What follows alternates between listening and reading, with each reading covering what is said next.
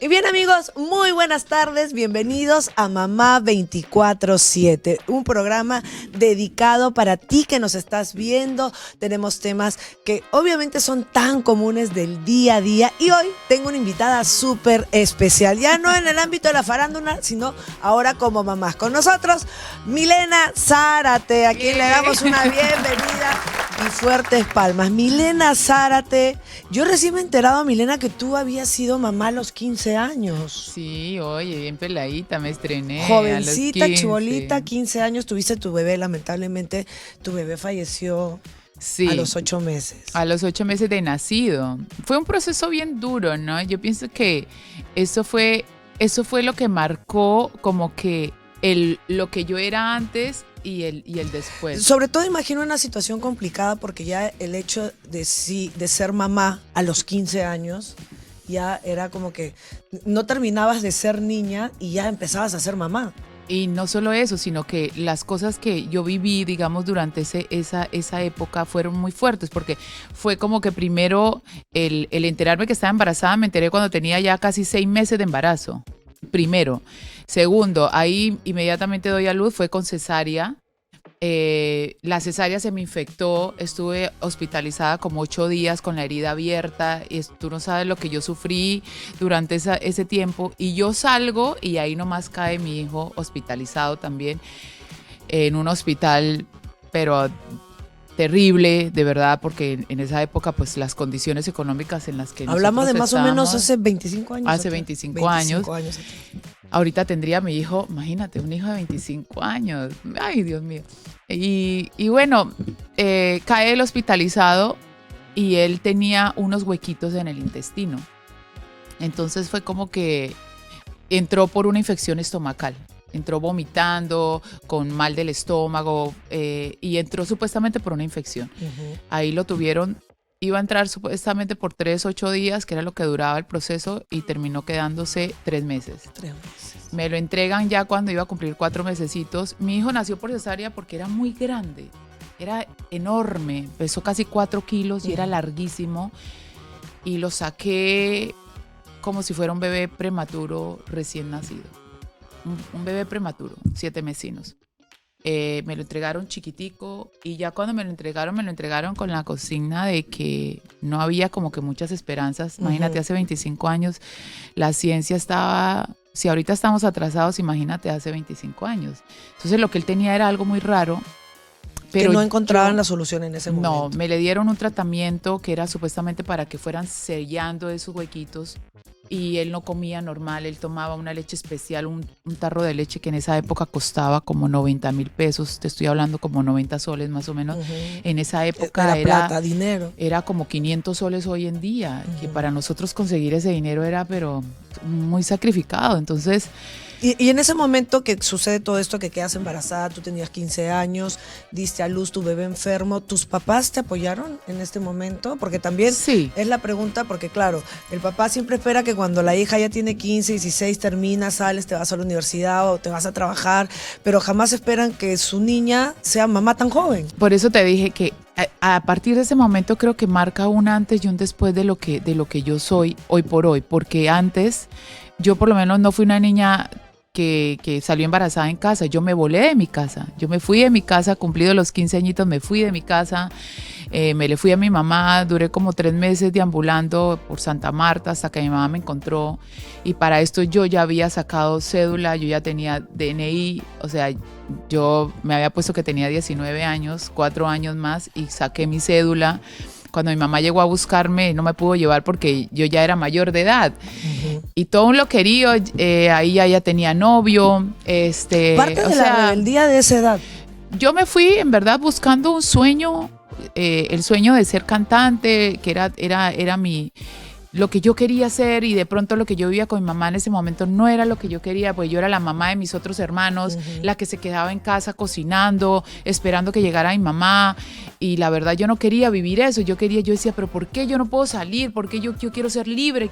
Como creo que piensan la mayoría de adolescentes a esa edad. Exacto, claro, que en ese momento no entiendes, ¿no? Mamá se va a trabajar y lo que le queda al hijo mayor, pues obviamente es la responsabilidad que nos entregan. No debería ser. No debería ser, pero la situación situación de todas las familias no es la misma. Exactamente. Y eso me pasó a mí, así que en realidad mi adolescencia fue muy dura porque viví muchas cosas antes de quedar embarazada, después de quedar embarazada, de ahí nomás fallece mi hijo a los 8 meses y durante ese proceso fue muy doloroso, que me marcó realmente por el resto de mi vida. Ahí aprendí lo que era el valor de una madre, de la vida, de lo que consigues.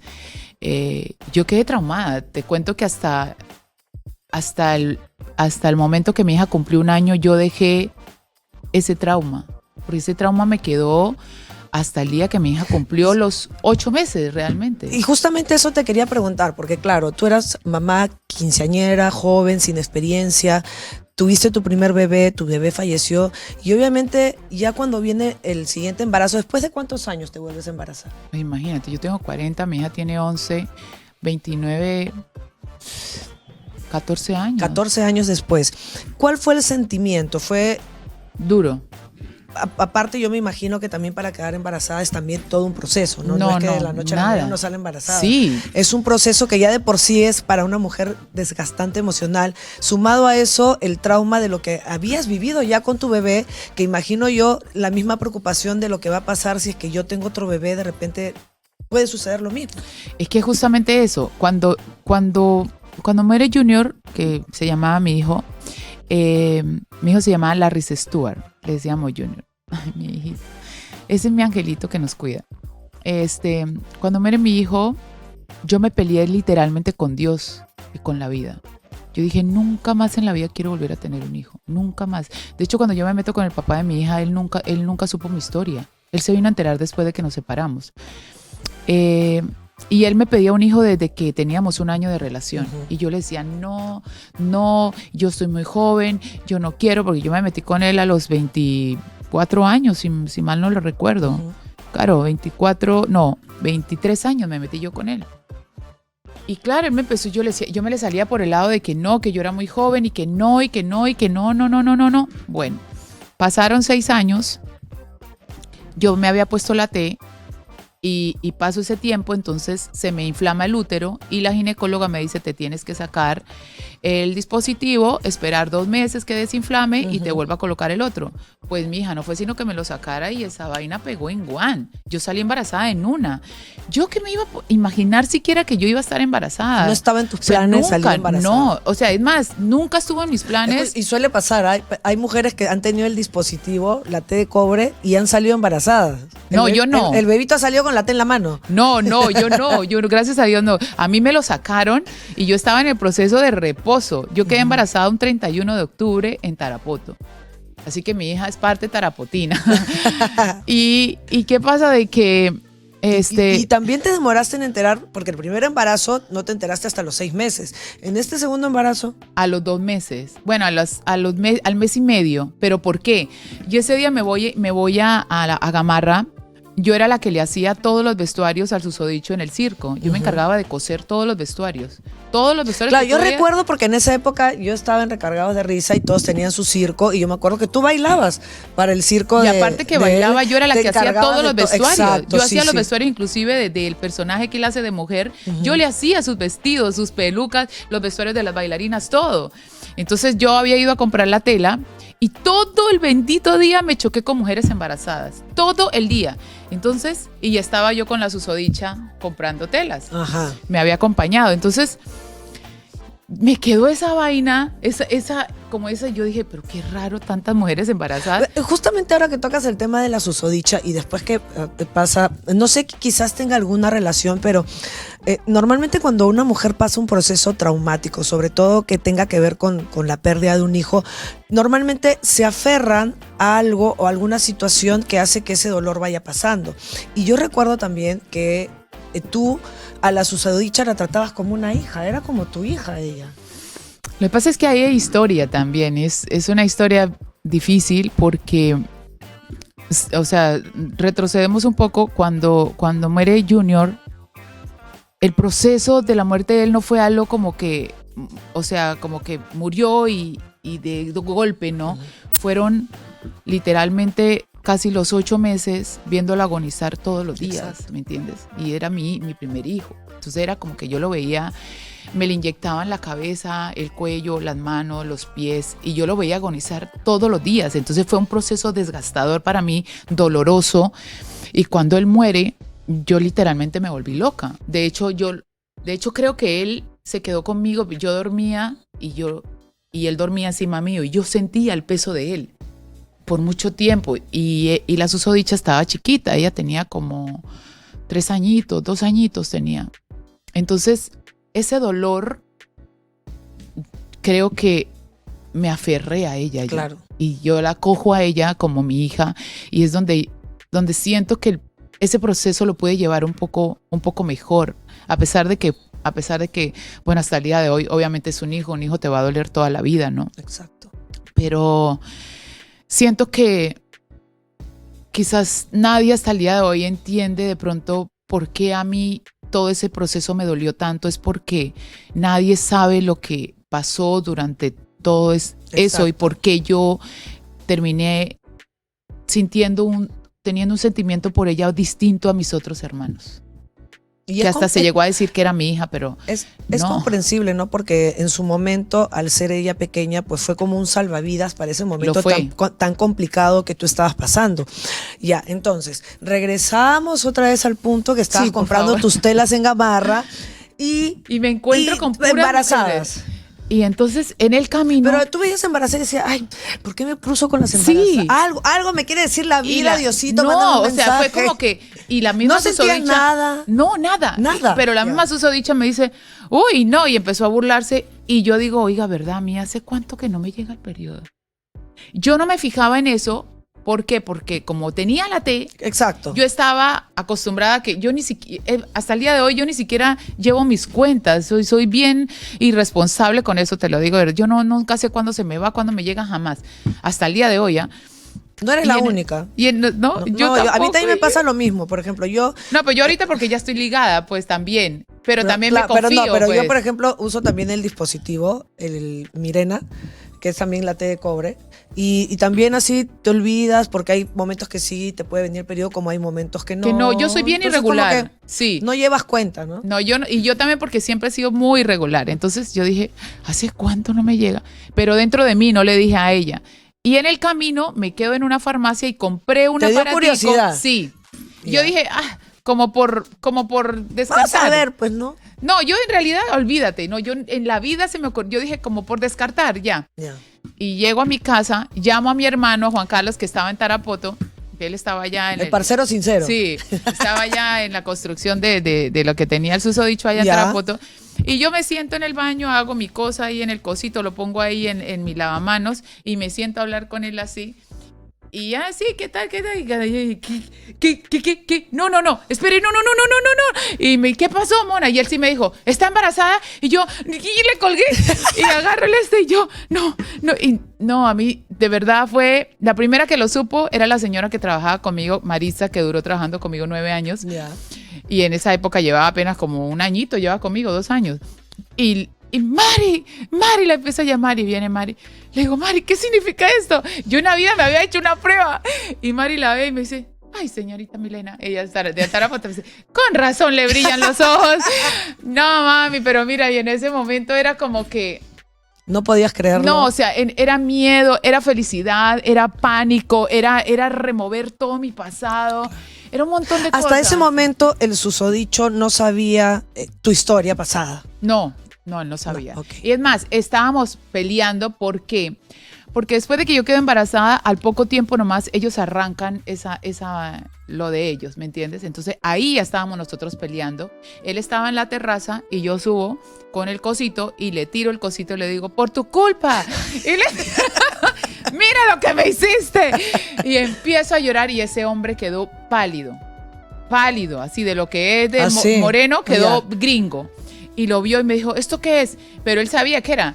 Y yo le digo, pues que estoy embarazada. Y me puse a llorar. Y me dice, ¿pero estás segura? No sé, eso me marca. Me dice, no, vámonos a la clínica. Y eran como las 7, 8 de la noche y me llevó a la clínica por emergencias y me hizo hacer una ecografía.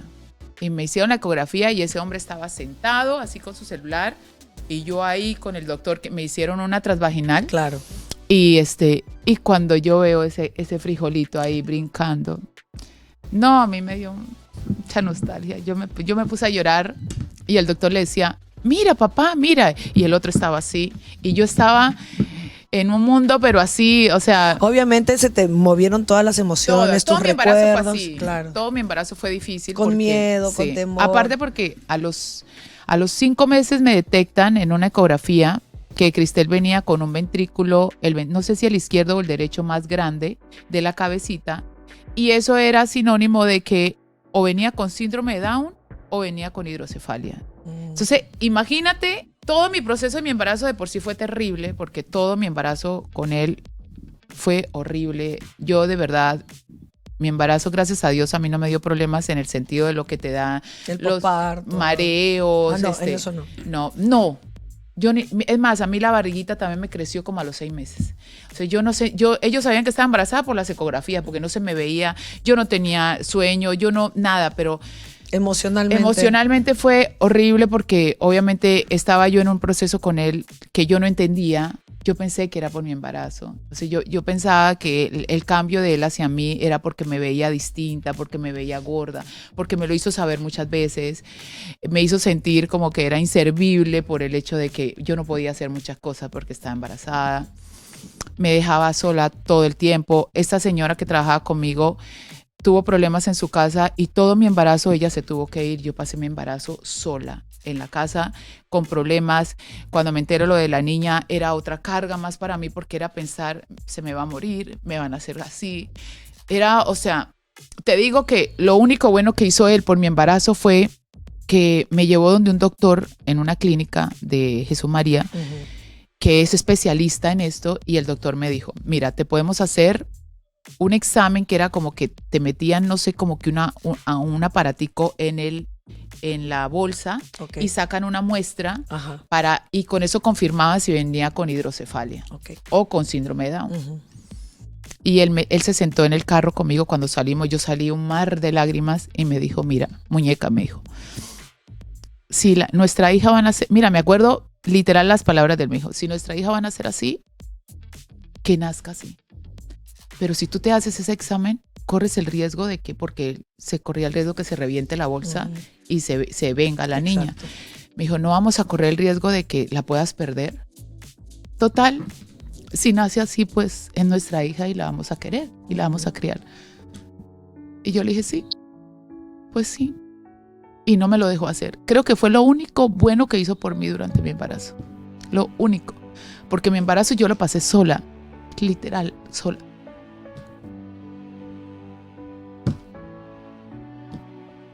Qué pena recordar estos momentos, sobre todo para una mujer que ha pasado momentos difíciles, pero siento que este tipo de situaciones hacen que uno sea más fuerte, hacen que te den más fuerza, y imagino yo que después ya ha pasado este proceso y al momento del parto... Sola también. Sí. Él conoció a su hija a los 15 días. Y también fue duro porque Cristel se me vino también por una discusión que tuve yo con ellos. O sea, literal estuvieron en mi embarazo todo el tiempo muy marcado de una manera muy negativa. Pero lo positivo de todo esto es que mi hija nació bien. Mi hija a los 7 meses y medio, la última, eran unas ecografías especiales que no son las normales, que las hace un perinatólogo. Uh-huh. Cuando ella nace, no me la dejan ver, se la llevan. Fue cesárea también, pero estuvo mi mamá, estuvo mi hermano. Tu mamá, tu papá, tus hermanos siempre han sido una familia presente en cada situación tuya. Siempre, estuvieron todos. Ellos fueron los primeros que vieron a mi hija antes que yo. ¿Al cuánto tiempo? ¿A las horas o a los días llegaste a ver a la bebé? No, ahí mismo a las 2, 3 horas, la enfermera me dijo, yo la veía ahí en la cuna, o sea, se la llevaron a examinarla, uh-huh, todo, de ahí me pasan a la sala de reposo y yo todo la cesárea, doctor, no me vaya a dejar nada, doctor, límpieme bien, doctor, porque yo no quería, o sea, yo revivía todo, claro, lo que había vivido antes, ¿no? Lo de la cesárea, que se me infectó todo, y me decía, tranquila, Milena, no hables, no sé qué. Y cuando terminó, al rato vomite por lo que me llené de gases de estar hablando y toda dormida. Entonces me pasaron a la sala de como que te dejan unas horas y luego te pasan a la habitación, claro, ¿no? Entonces, cuando yo estaba ahí, me pusieron a la gorda en una cuna y la gorda llorando y yo con ese desespero, yo la quería ver, yo quería ver que ella estuviera completa, que estuviera bien. Y le decía, enfermera, ¿la puedo ver? Me decía, no, porque estás dormida y se te puede caer. Y empiezo a mover los pies. Yo, me desperté la anestesia en 1 hora, te lo juro. Y yo, mire, ya puedo mover, mire, páseme a mi hija. Y yo moví y me la pasan. Ay, no. Eso es lo más maravilloso que me ha pasado a mí en mi gordita. Pero sí, el día que cumplió 8 meses, yo no pegué el ojo. Toda la noche yo le ponía la mano así, yo la tocaba. Hasta el año me duró eso, hasta que mi hija cumplió 1 año. Pero mira, ahora tu hija tiene 11 años. Ay, no, mi hija, y mi hija hace como por 20. Ella sabe que tiene un hermanito que nos cuida, pero es una niña maravillosa, gracias a Dios. Tiene 11 años, ya actúa. Es una artista completa, pero su vena artística, fíjate que tiene mucha facilidad para lo que es la actuación, sobre todo para la actuación, para crear libretos. Es buenísima. Bueno, tiene por dónde, ¿no? Sí, tiene por dónde. Pero dibuja muy bien. Y te digo que acaba de ganar un concurso en el colegio como la mejor dibujante del colegio. Es muy buena. O sea, no es porque sea mi hija, pero dibuja muy bien para la edad que tiene. Y creo que su rubro va por ahí. Porque no le gusta, ya no hace tantos TikTok conmigo, ya no le gusta, le da vergüenza ya por la edad, supongo, ¿no? Pero más se inclina por el lado del arte, el arte manual. ¿Te gustaría que Cristel sea artista, de repente que se dedique a la pintura, de repente en unos años le vuelva a aflorar el sentimiento por actuar? Mira, honestamente no, porque tú también conoces este medio a fondo y sabes todo lo que se mueve y creo que hay que tener un temple muy marcado para que tú lleves una vida buena en este medio, ¿no? Que no son todos, pero sí es un medio bastante complicado. No me gustaría que ella se enfrentara a todo esto, pero yo le he dicho a ella, yo te voy a apoyar en lo que tú quieras hacer. Mientras lo hagas con dedicación, como tiene que ser, yo te voy a apoyar siempre. Pero lo de Cristel no la veo por ahí. Yo a ella la veo más por el tema de la pintura ahorita. No tiene como que algo muy fijo de qué quiere ser, pero sí la pintura, las manualidades, es una maestra haciendo cosas, creando cosas, es muy buena. Entonces yo asumo que se puede ir por el lado, no sé, de pronto arquitectura. ¿Cómo es cuando a veces uno ha pasado muchas situaciones difíciles y de pronto miras a un costado y ves cómo tus hijos se van desarrollando, van creciendo, te salen con cada historia y novedad? Es como que las heridas que estuvieron en tu pasado se van quedando atrás. Yo pienso que las heridas son parte del proceso, parte del crecimiento. Si tú me preguntas a mí, no sé, ¿de qué es esta cicatriz? Ya no me duele, ¿no? Yo me la toco y no me duele, pero yo la recuerdo y sé muy bien de por qué me la hice. Y así, yo creo que las heridas son las cicatrices que vamos a llevar. No nos duelen, pero creo que es lo que nos enseña a crecer. Exacto. Hoy en día a mí, de pronto, claro, recuerdo cosas que pienso que sí me van a doler por el resto de mi vida. No es un dolor que llevo perenne, pero es un dolor de que si lo recuerdas y lo remueves, te duele. Exacto. Te duele porque creo que vuelves a vivir ese momento, que es cuando las cosas son reales, las vuelves a vivir y vuelves a sentir ese dolor del momento, pero es algo ya pasajero, no es algo que te acompaña en tu vida, no es algo que cargas como una mochila, ¿no? Yo dejé ir a mi hijo hace mucho tiempo, dejé los rencores con todos hace mucho tiempo, pero si tú me preguntas por ciertas situaciones me van a doler. Es que claro, es que es así, a veces la gente no entiende que hay cosas que sí te pueden doler, como hay cosas que uno como mamá, como dice, se muerde la lengua y dice, ya, pues ya está, ya pasó, ¿qué voy a hacer? La vida sigue, hay que seguir avanzando y es lo que uno le tiene que transmitir también a sus hijos, ¿no? Sí, yo a mi hija siempre le he transmitido el hecho de ser empoderada, de que siempre te caes y te vas a levantar, y yo le inculco porque mi hija solo emocionalmente me tiene solo a mí.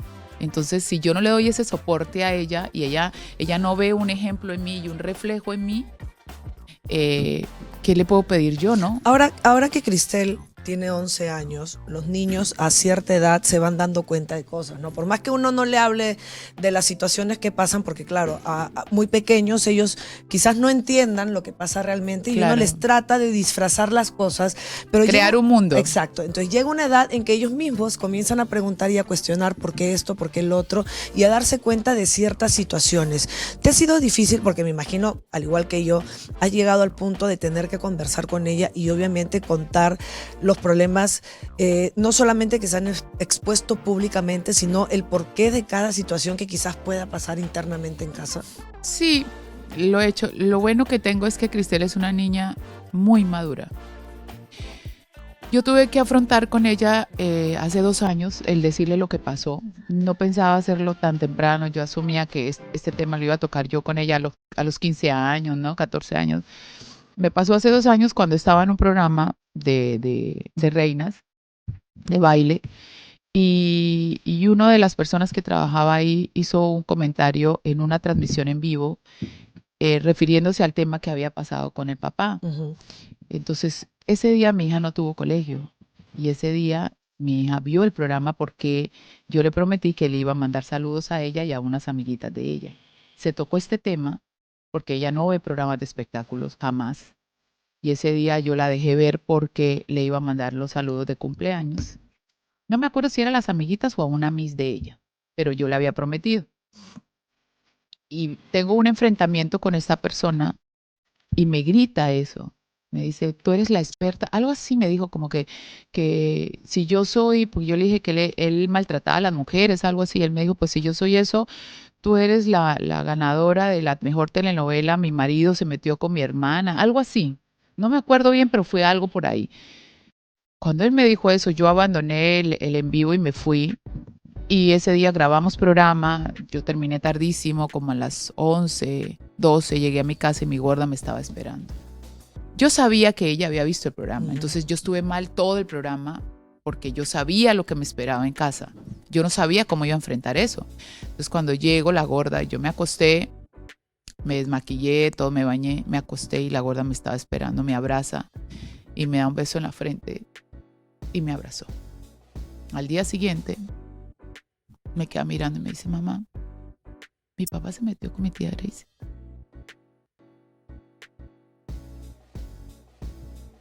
Yo no, o sea, fue un momento muy difícil porque yo no sabía cómo explicarle. Exacto, porque a tan corta edad Exacto. hay un lenguaje que ellos no van a entender.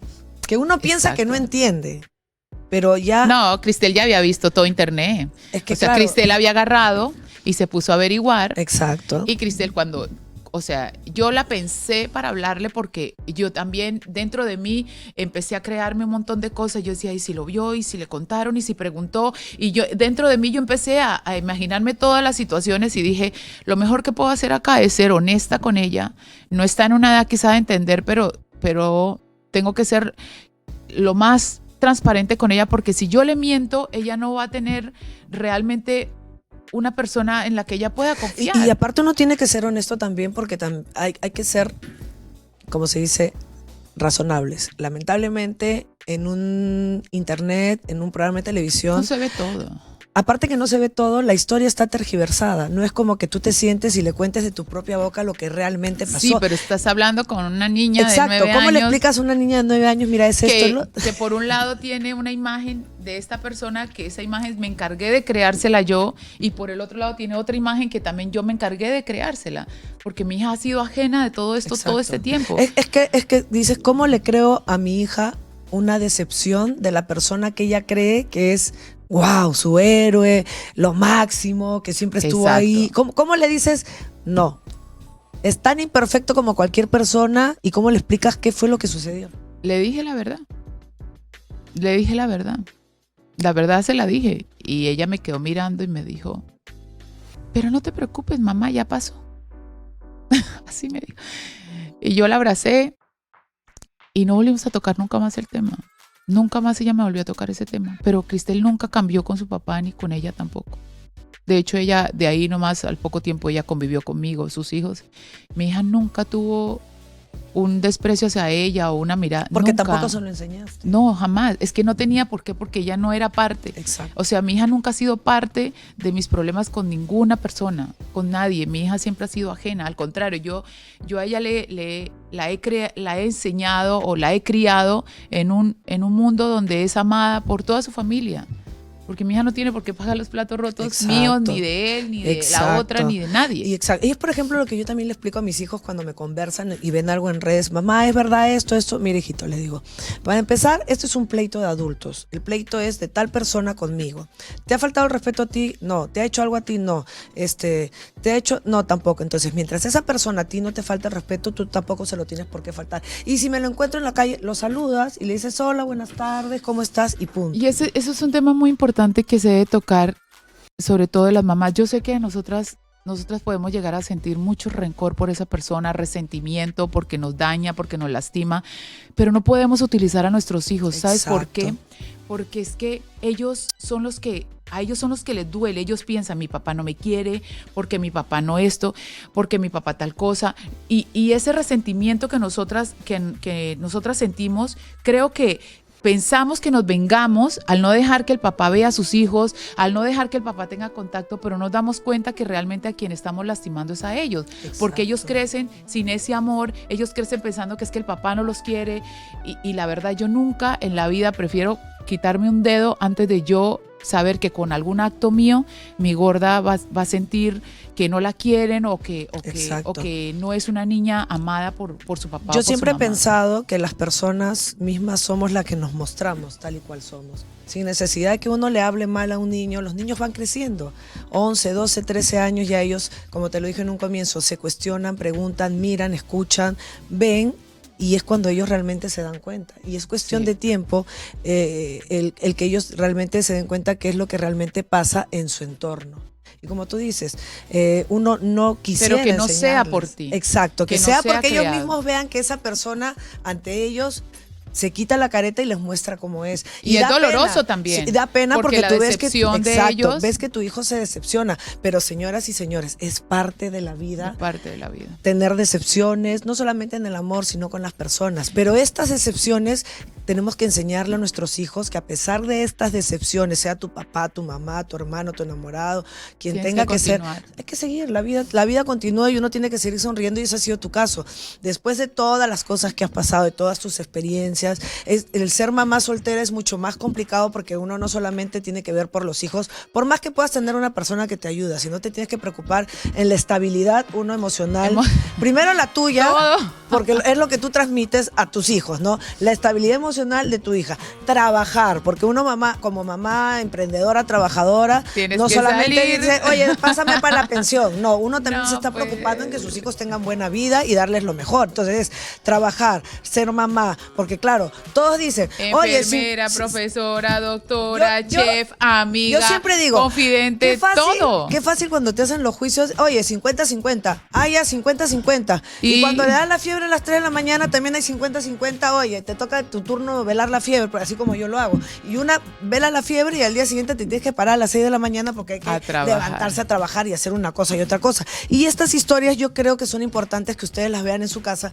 porque la situación que tú has pasado, que he pasado yo o cuántas mamás las pasan otras personas y quizás peor. Y esto lo que tiene que hacer es ser el impulso para que muchas mujeres sepan que la vida continúa, que no podemos dejar derrumbarnos ni derrotarnos ni nada, al contrario, el tener hijos tiene que ser el impulso para ser mejores cada y es lo día. que te da, porque realmente hoy en día yo veo mi vida y yo digo, mi vida antes no tenía sentido. ¿Qué pasaría ahorita si yo no hubiese tenido a mi gorda? Mi gorda fue como que un milagro. Llegó a mi vida en el momento indicado, porque literal no hubiera estado mi hija, yo no sé dónde estaría yo en este instante, ¿no? Pero sí es así. Nosotras como mamás como mamás solteras, y no solo es eso, es hacer ese rol de dos personas, porque al final tú eres mamá, pero al final también tienes que ser papá, pero al final también tienes que ser buena y tienes que ser mala y tienes que ser la que corrige y tienes que ser la que alcahuetea. Y el otro lado se la lleva fácil, ¿no? El otro lado viene cada cierto tiempo y para te saca, momentos. te lleva Toma a comer regalito,